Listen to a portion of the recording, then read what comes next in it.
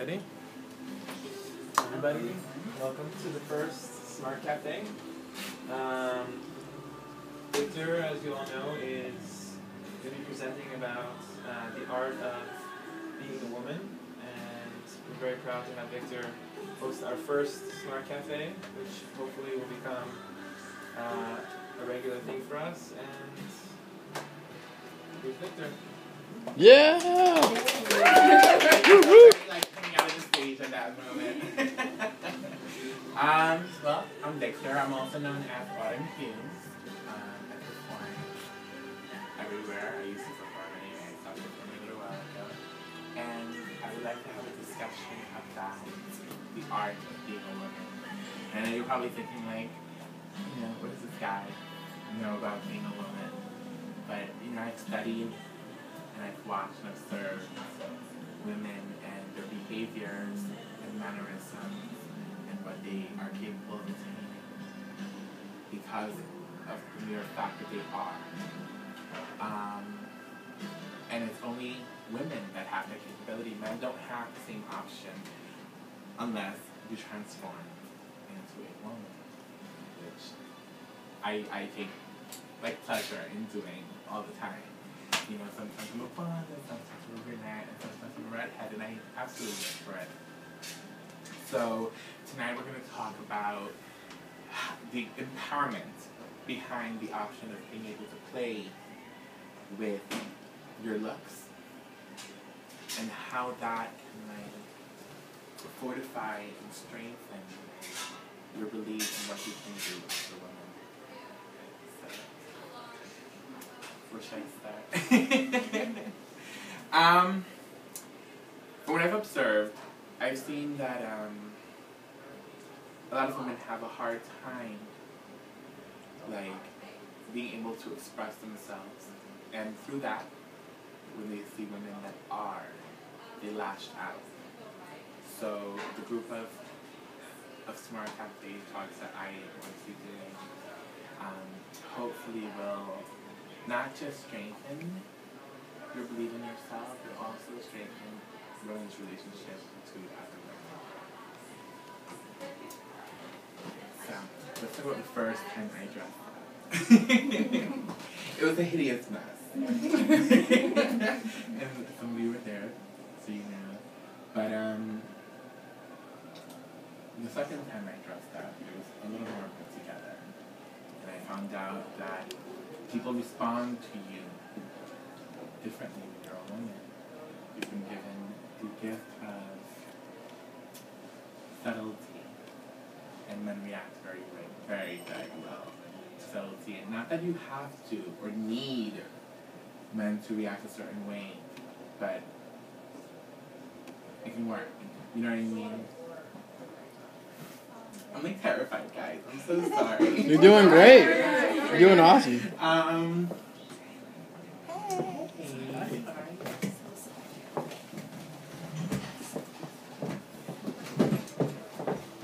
There are many different things you can do with makeup, and one of them is seduction. The other is utilitarian, and the last one is hierarchy. When you look at women in the media, you know where their social standing is by the way their makeup is done. It represents a lot about the person, and you think, oh, it's just makeup, but it's not. It's a tool that's used to convey an image. And the first one we're going to start with is seduction. Makeup was created in order for a woman to seduce a man. And what they did was, they took the makeup and said, how can we make a woman look like she is at the peak of ecstasy? That's how it started. So it's the peak of ecstasy. Because that's when a man finds a woman the most beautiful. And they started toying around with colors and angles, and they finally perfected it sometime around the 50s. And somewhere in the 60s, when we started level and said, we're not going to be seducing, seducing and being seductive to men. And they started playing with makeup, and I think that when women took it over is when they really found the playfulness of it all. In the 60s, women did things with makeup that were artistic, were cutting edge.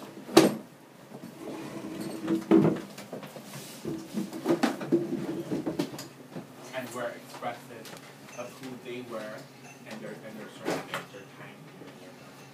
It continued through the 70s, and then the 80s it reached like its max in self-expression.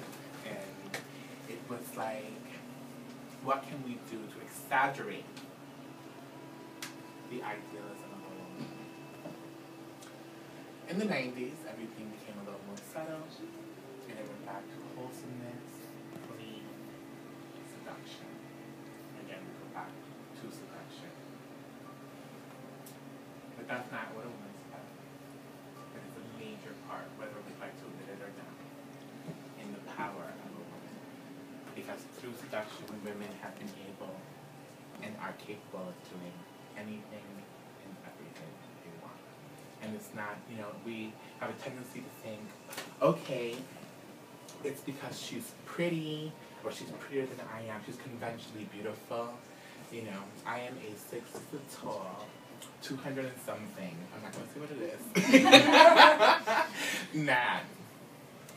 And I have been able to receive the benefits of what women are capable of getting. You're capable of getting anything and everything you want. And it's not in a way that is manipulative, it's just in a way of deserving. So, every girl in here at one point or another wanted to be something when they were a little girl. Oriane, what did you want to do? I want to be a photographer. A photographer. No princess? And what did you want to be, Anna? I probably want to be an actress. An actress. Laura? Dancer. A dancer. So you have the capabilities, maybe if not being the dancer or being the actress, you do have the capability of being a photographer, a dancer, or being, but you can make yourself look. I'm going to be a ballet dancer. So you better believe I went out and got my tutu, and I did my makeup, and I threw on the only bone snatch, and made it work. And for those few minutes, I felt like I was the real ballet. I wanted to be a princess. I wanted to be a showgirl. I wanted to be, and I became. So tonight is the beginning of many of the art cafes talks that I will be doing. And we're going to do a demo, a makeup demo on Lala, who's going to be modeling for me. And tonight's demo is going to be on how to look like you are at the height of climax. Very little makeup, but very effective. And I'll show you the colors and the tools that you need.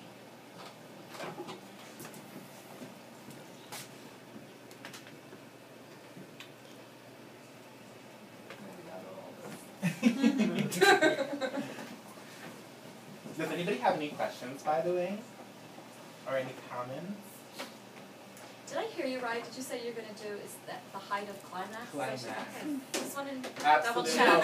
Before you got here, we discussed on makeup. The original reason why makeup was created was to make a woman look like she was at the peak of ecstasy. Oh, right. And that was the original intention The for red cheeks makeup. with The cheeks, the Yeah. lid, the lips. And, it got carried away. Right. But, Bringing it back. Bringing it back. I'm bringing it back for tonight. That you don't have to use a lot of makeup and it doesn't have to be something that's obvious or vulgar. Mm-hmm. It's something that's very subtle, and it would just make you appealing to a man. You know what I mean? And like I said before, you weren't here.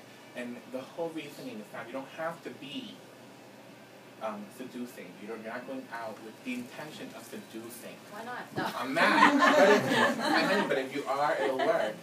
But it is something that is part of the power of a woman. It's empowering to a woman.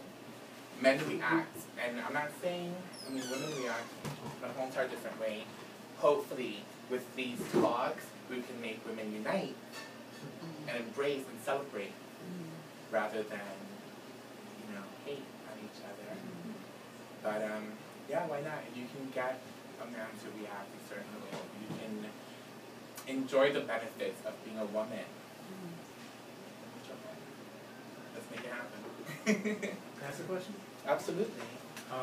Before you mentioned a difference between manipulation and you contrasted that with serving, to be able to kind of enjoy the way people treat you. So can you kind of go some more what you meant by serving? And, manipulation, women are constantly being blamed as manipulation for men, and some women are completely guilty of it.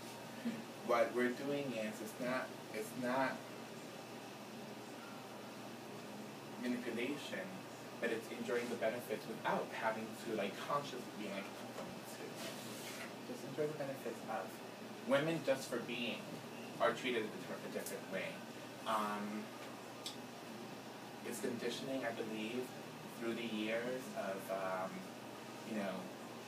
parents teaching fathers teaching their sons, mothers teaching their sons of how to take care of a woman.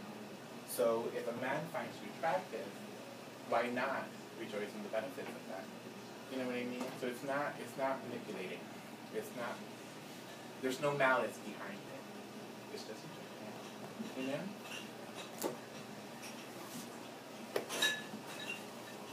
Ladies, what do you think? So, we take the concealer. This is a concealer brush. Foundation brush. Foundation. And it is the perfect thing because you don't have to use a lot. You use a little. And it completely covers your face.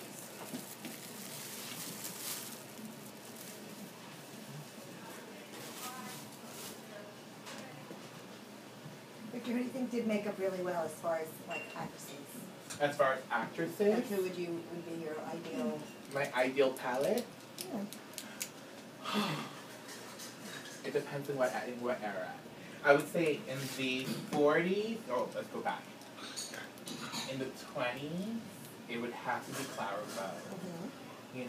There was something very charming about her bow lip, but not just her bow lip, the way she did her smoky eye was pretty fantastic. In the 30s, it would have to be Jean Harlow. And I actually think that Jean Harlow may be my favorite of all of the palettes because Jean Harlow kept it real to what I'm doing tonight. It was pure seduction.